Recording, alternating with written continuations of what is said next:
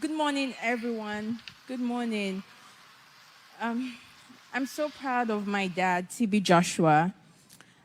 Dear Daddy, it's hard to put in words how remarkable a person you are. I had the good fortune of having you as a father who sowed the seed of imperishable values of hard work, discipline, generosity, and a host of other virtues too numerous to recount. I remember the countless times you called me in boarding school, asking me about my favorite subjects, how my exams went, and for some reasons, asking me to predict what I think I got in every test. I truly appreciated that you took your time out of your busy schedule to call me. It was not just a responsibility for you, but you truly, truly cared about my education and you really loved listening to me talk about school. I would not be what I am today if not for your encouragement, your support, and your formidable dedication. You emptied yourself for your family and served humanity. Practically everything I know about the love of God, I learned from you. From a tender age, I was excited and eager to hold the microphone for my dad every Sunday service. And after every Sunday service, he kept on asking me, "How is the service today?" And he told me that the work of God is so beautiful to do. This became really part of my growing up experiences with him. I also remembered when he took me to his altar and he told me, both of us, to kneel down on the floor, and we prayed for 45 minutes on the floor. My legs were hurting. He later told me that the flesh is weak, but the flesh is weak, but the spirit is willing. Indeed, you lived a prayerful life. A prayerful life is one of sacrifice, and you truly lived that life to the last moments on earth.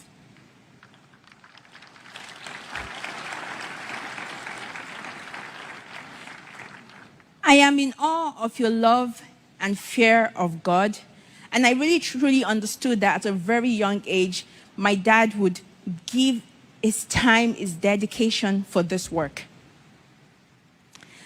I would truly miss your conversations with me on a daily basis about life and moral. Daddy, as it was typical with you, your conversation always retained a sense of humor and mystery. If anyone lived a fulfilling and yet deliberately enigmatic life, it was you. I will truly, I will truly miss your wisdom, your knowledge, your mystery, and your humor. You have lived a life of unwavering commitment to passion and service. I have no reservation to say that my dad had the biggest heart that I know of, and he was a true humanitarian to this generation.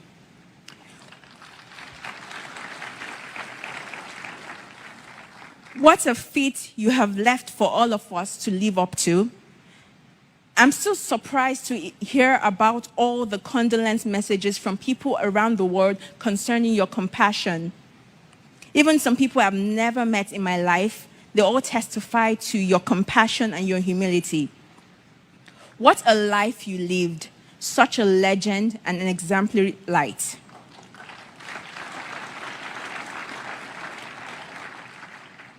I believe that by God's grace and your peculiar sense of time, that while we were not ready, you were fully prepared for the call home.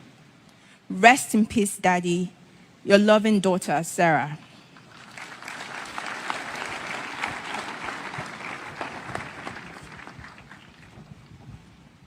Good morning, everyone. My name is Promise Joshua, and here's my tribute to my dad. As devastated as I was upon hearing about the news of my dad's passing, I can't say that I was completely unprepared for that day. Growing up as a biological daughter to a man like Prophet TB Joshua, my dad raised me to understand that he was on a mission in this world. For him, life on earth was spiritual warfare, not a place to get too comfortable like it was home.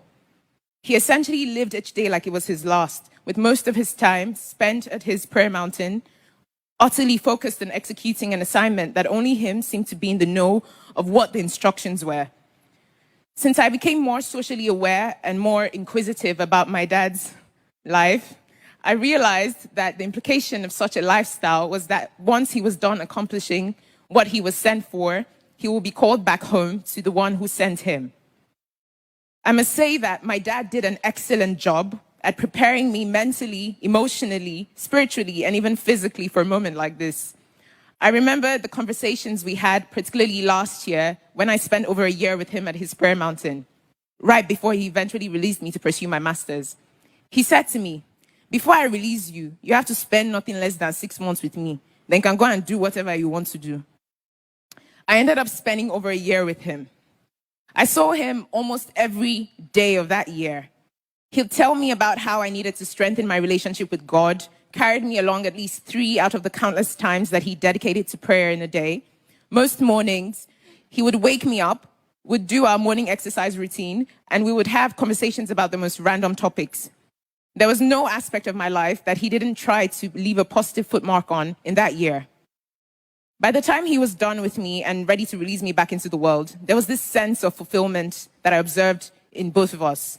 In retrospect, the memory of this moment is a place where I find solace now that he has passed on. I remember our trips to Arigidi Akoko, Ondo State. He made sure that I was present when he was visiting the old people in town. He would ask me to kneel with him as we kindly asked the elders to accept our gifts. They would pray for us. He would look at me and say, "This is the good life." I remember our trips from his new side to his old side. I would fall asleep in the car, and he would always make a point to wake me up to ensure that I was observing my environment, to see the reality of life for thousands of Nigerians. He'll tell me never to think that I was more deserving of the life that I had as a result of the grace of God in his life than the people that were on the street. For me, this was an important lesson that shaped my perspective and daily interactions. Lastly, Daddy, I want to say thank you for being such an exceptional role model. Your life is a living testimony of how God can raise a young boy from an underprivileged background with so much passion and zeal for God's work and use him in extraordinary ways. It is also a testimony of the extent to which one person's life can make such a massive positive impact in the world, with the thousands of lives that bear witness to the positive mark that you've made in their lives and in this world. I'm so proud to be your daughter, Daddy. Till we meet again in heaven, Dad. From Pom Pom, as he usually calls me, your twin.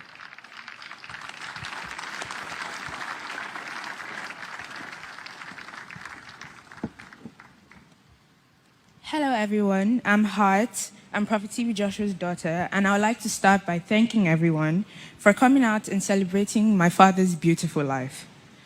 On that dreadful day, the 5th June 2021, my father, Prophet TB Joshua, departed this world to join his father in heaven, and it hasn't been the same for me again. I don't have many words to express how much I love and miss him, me, Daddy's girl. From a tender age, he showed me that his love for me was immeasurable, and I will forever love him for that. In the world where men were seeking fame, my father had a dedicated group of men, women, boys, and girls who loved the very ground which he walked on. He was clean in heart, in body, and mind, and I shall never forget the special smile, caring heart, and forever warm embrace. Knowing that I had someone who I could call on anytime and pour out my all to was one of the greatest parts about having a mighty man as a father. My father was an extraordinary person. He was not only the best role model, but he volunteered in his free time. He wasn't okay with only being a wonderful father, but he gave back to the world and helped those who were in need.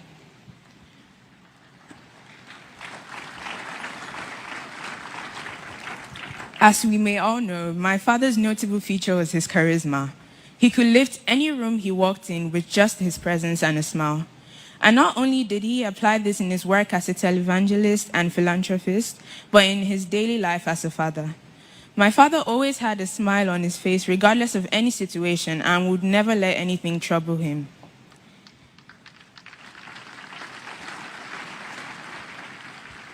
He was a jovial man, full of fun and laughter.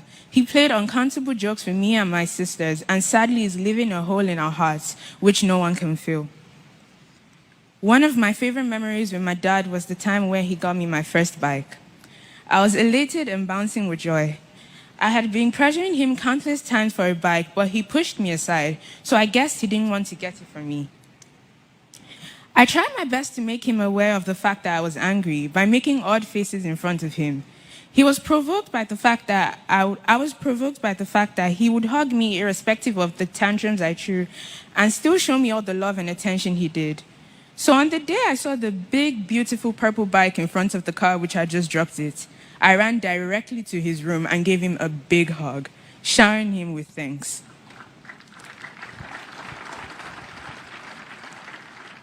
I cherish every moment I had with my father, and I know he's smiling down at us right now.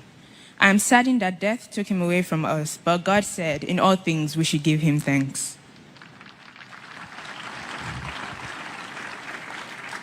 His death has left a scar in our hearts, but his legacy will stand in our lives.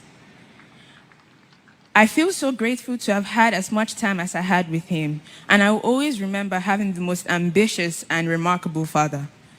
My father was the most important person in my life, and I feel heartbroken to no longer have my father and spiritual figure with us. His memory will not only carry on in my heart, but in the hearts of everyone lucky enough to have known a delightful and astonishing man like Prophet T.B. Joshua. I am confident that we will meet at the feet of Jesus on the resurrection morning.